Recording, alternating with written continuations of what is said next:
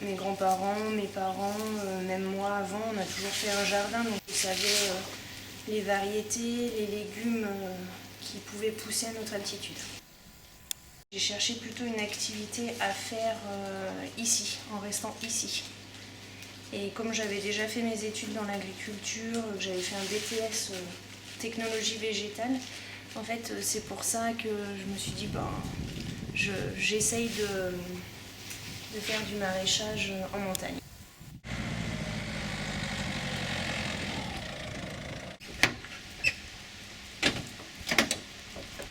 Rien n'est impossible, il faut juste de la volonté et du soutien aussi.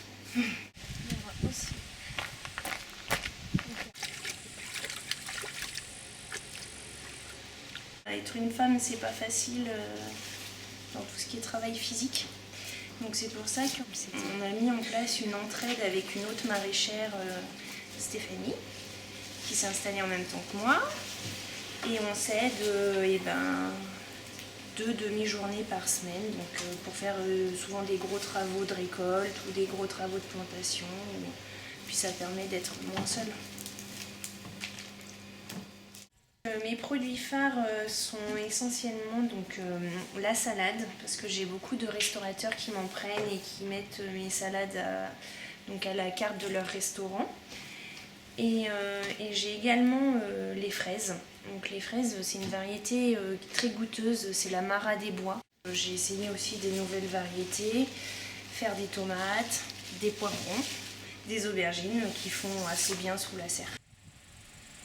J'ai fait le choix de ne pas prendre de label bio, mais par contre j'achète toutes mes graines, mes plants sont certifiés bio et en amendement je mets du fumier de l'exploitation de mes parents. Donc voilà, à part ça je mets rien d'autre.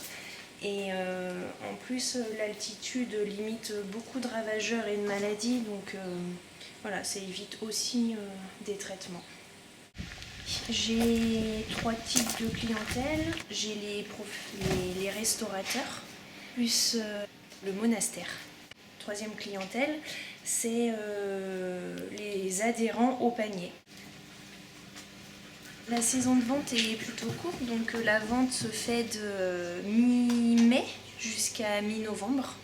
Mais par contre, en amont, il y a toutes les plantations qui commencent fin février et pour se terminer, les dernières plantations vont être mises en terre fin août pour pouvoir être récoltées les dernières mi-novembre.